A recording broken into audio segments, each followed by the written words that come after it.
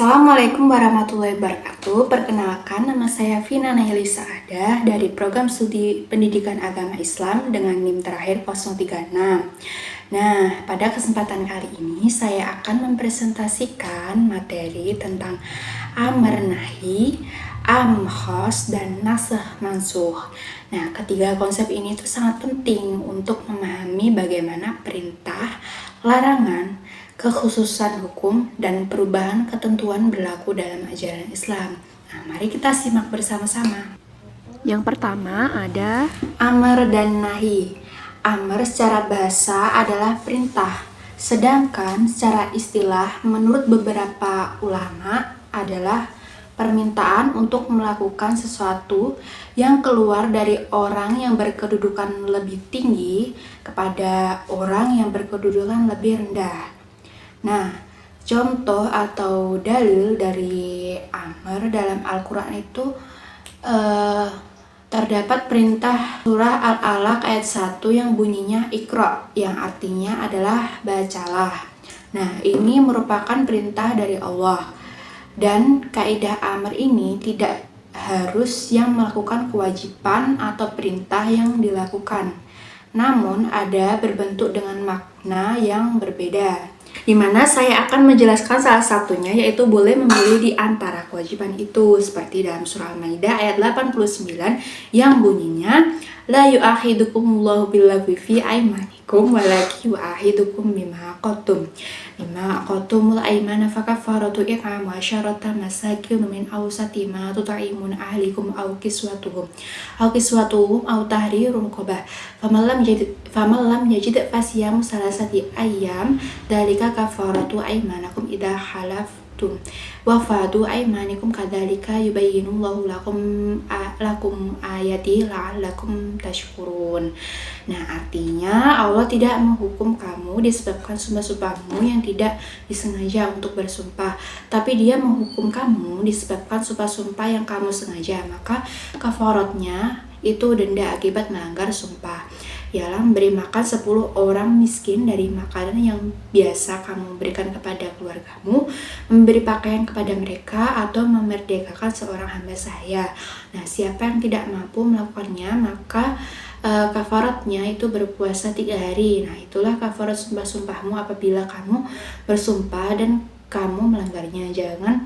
Jagalah sumpah-sumpahmu, demikian Allah menjelaskan kepadamu hukum-hukumnya agar kamu itu bersyukur. Nah, di sini kan dijelaskan bahwa boleh memilih salah satunya. Nah, menurut ulama usul fikih itu sebagian mengatakan bahwa kewajiban atas perintah tadi itu wajib untuk dilakukan. Namun, sebagian ulama lainnya mengatakan bahwa salah satu di antara ketiga pilihan itu dilaksanakan, maka tuntutan amar itu akan terpenuhi. Kemudian, yang kedua itu ada nahi. Nahi secara bahasa itu adalah larangan atau mencegah, dan secara istilah menurut ulama adalah ungkapan yang meminta agar sesuatu perbuatan itu dijauhi, yang dikeluarkan oleh orang yang berkedudukan lebih tinggi kepada orang yang berkedudukan lebih rendah. Nah, nahi ini harus mengandung beberapa kriteria, yaitu yang pertama, nahi harus berupa tuntutan. Kemudian yang kedua, tuntutan tersebut harus berupa meninggalkan. Dan yang ketiga, tuntutan untuk meninggalkan harus ditunjukkan oleh sigot nahi. Nah, seperti halnya perintah, larangan yang dimana orang ini tidak hanya ditunjukkan untuk sesuatu yang haram, namun pada kasus yang lain kadang kala keharaman ini bisa bermakna lain, di mana saya akan contohkan seperti dalam permohonan, dan dalilnya dalam surat Ali Imran ayat 8 yang bunyinya Rabbana la tuzigh qulubana ba'da idh hadaitana wa hab lana min ladunka rahmah innaka antal wahhab. Yang artinya, wahai Tuhan kami, janganlah Engkau jadikan hati kami berpaling setelah Engkau berikan petunjuk kepada kami, dan anugerahkanlah kepada kami rahmat dan kehadirat-Mu, sesungguhnya Engkau Maha Pemberi.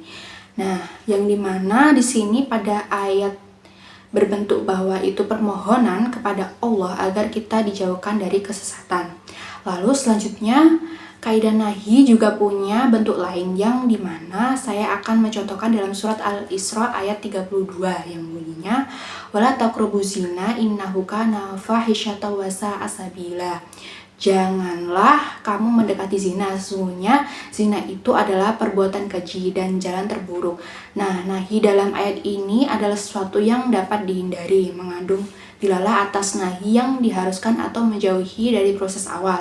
Maksudnya adalah ketika Allah Subhanahu wa Ta'ala memaknai kalimat ini dalam Al-Quran yang menunjukkan larangan tidak tegas, maka hal itu sangat diharamkan.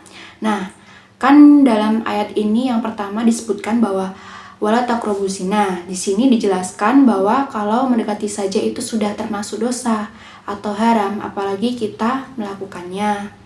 Kemudian saya akan membahas am dan khas. Nah, yang pertama itu ada am. Am ini merupakan kaidah umum, sedangkan khas itu artinya secara khusus. Nah, jadi lafadz am itu lafadz yang mencakup seluruh kesatuan yang ada pada lafadz begitu. Jadi lafadz am itu umum. Lalu contohnya itu ada seperti ar-rijal. Nah, ar-rijal itu kan artinya laki-laki. Nah, dari lafadz tersebut itu mencakup semua laki-laki, tidak membedakan laki-laki yang berkulit hitam maupun laki-laki yang berkulit putih, ataupun laki-laki yang dari golongan A ataupun laki-laki yang dari golongan B begitu. Tapi di sini itu lafadz itu mencakup semua laki-laki atau keseluruhan dari laki-laki tersebut begitu. Lalu contoh lain ada di surat Al-Imran ayat 185 yang bunyinya kullu nafsin dha'iqatul maut. Setiap yang bernyawa itu akan merasakan kematian. Jadi maksudnya di sini dari lafadz itu bahwa semua makhluk yang ada di bumi itu pasti akan merasakan kematian. Berarti tidak membedakan makhluk yang seperti apa, makhluk yang bagaimana, tapi di sini itu sudah termasuk semua makhluk. Berarti makhluk hidup siapapun nanti yang ada di bumi itu pasti akan merasakan kematian. Lalu saya akan membahas tentang pembagian dari am itu sendiri.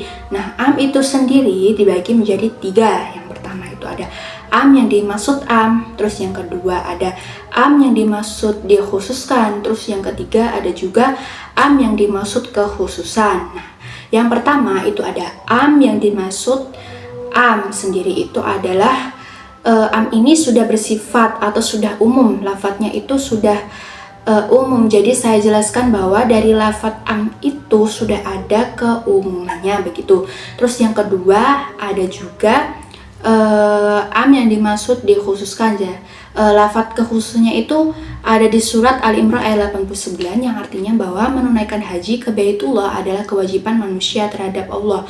Berarti nasnya itu kan manusia. Nah, berarti manusia itu diwajibkan untuk naik haji ke Baitullah karena itu merupakan perintah Allah seperti itu. Terus yang ketiga ada am yang dimaksud kekhususan. Nah, maksudnya di sini am itu dari lafadz am sendiri itu sudah umum, tapi dikhususkan sendiri dengan cara ditaksis seperti itu. Kemudian yang kedua, saya akan membahas lafadz khas. Khas itu artinya khusus. Nah, lafadz khas adalah menunjukkan satu satuan secara perorangan. Maksudnya di sini itu secara perorangan itu secara khusus, berarti lafadz ini tuh sudah menunjukkan siapa lafadz tersebut, untuk siapa lafadz tersebut itu sudah jelas gitu, tidak seperti am.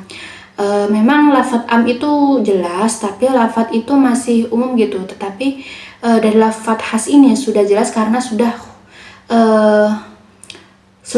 khusus untuk siapanya gitu. Contohnya itu seperti surat Al-Baqarah ayat 228 yang bunyinya wal mutallaqatu yatarabbasna bi anfusihinna thalathata quru', yang artinya dan wanita yang ditalak suaminya itu hendaklah menahan diri atau menunggu iddah mereka selama 3 kali quru'. Nah, itu kan di dalam lafadz thalatsa itu kan sudah jelas bahwa suami yang mentalak istrinya itu harus menunggu masa iddah yaitu 3 kali quru' kan. Nah, berarti itu sudah jelas 3 kali quru' itu adalah khas begitu. Kemudian saya akan melanjutkan pembahasan yaitu nasakh dan mansukh. Nah, nasakh secara bahasa itu berarti menghapus, memindahkan, atau mengganti. Nah, dalam istilah syariat, nasakh adalah penghapusan atau penggantian hukum syariat yang sebelumnya ditetapkan dalam dalil yang terdahulu dengan dalil baru yang datang sesudahnya. Nah, inti dari nasakh adalah pergantian hukum lama ke hukum baru sebagai bentuk tuntutan Allah yang lebih sesuai dengan perkembangan umat. Nah, yang kedua itu ada mansukh. Nah, mansukh sendiri itu adalah hukum atau ketentuan syariat yang dihapus atau digantikan oleh hukum baru melalui proses nasakh. Nah, dengan memahami apa yang mansukh, kita bisa mengetahui mana hukum yang sudah tidak berlaku lagi dan mana hukum yang masih tetap diamalkan. Nah, kenapa ada nasakh dalam Islam? Nah, pada masa awal Islam itu, masyarakat Arab itu baru mulai mengenal Islam. Nah, iman mereka itu masih dalam proses bertumbuh secara bertahap. Bayangkan jika seluruh hukum Islam yang berat seperti larangan keras alkohol, kewajiban jihad, dan zakat langsung diwajibkan sekaligus di awal, manusia itu tidak akan siap begitu.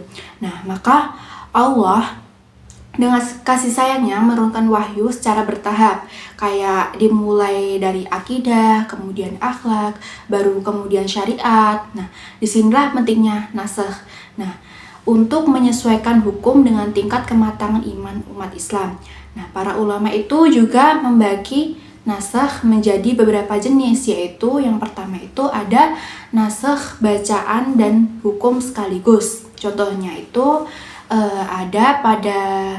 Contohnya itu ada ayat yang dahulu diturunkan tetapi kemudian diangkat oleh Allah. Ayat tersebut itu tidak lagi dibaca, dari hukumnya juga tidak lagi diamalkan. Seperti itu. Kemudian yang kedua ada nasakh hukum tapi bacaan tetap ada. Nah, ini yang paling sering terjadi. Ayatnya itu masih tercatat dalam mushaf Al-Quran, namun hukumnya itu tidak lagi berlaku. Contohnya itu ayat tentang larangan minum khamar atau minuman keras yang turun secara bertahap. Kemudian yang ketiga ada nasakh bacaan tapi hukum tetap berlaku. Artinya ayat tersebut itu tidak lagi dibaca dalam Al-Quran, namun hukumnya itu masih tetap diamalkan. Nah, jadi jenis nasakh ini itu menunjukkan betapa dinamis dan penuh hikmah wahyu yang Allah turunkan kepada umat manusia gitu. Kemudian ada juga contoh-contoh nasakh. Beberapa contoh-contoh terkenal nasakh itu dalam Islam itu ada perubahan arah kiblat. Awalnya Nabi Muhammad itu dan para sahabat sholat menghadap Masjidil Aqsa di Palestina kan. Nah, kemudian Allah itu memerintahkan dalam surat Al-Baqarah ayat 144 untuk memindahkan kiblat ke Ka'bah di Mekah. Nah, larangan meminum keras atau khamar. Pada awalnya Allah hanya menyebutkan bahwa khamar memiliki manfaat dan mudarat. Kemudian Allah melarang sholat dalam keadaan mabuk. Akhirnya Allah menurunkan larangan total atau konsumsi khamar.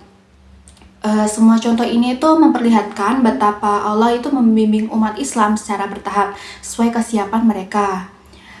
Kemudian nasakh dalam hadis. Nasakh itu tidak hanya terjadi dalam Al-Quran saja, tapi juga dalam hadis Nabi Muhammad SAW. Contohnya itu pada awalnya itu Nabi melarang umat Islam menziarahi kubur.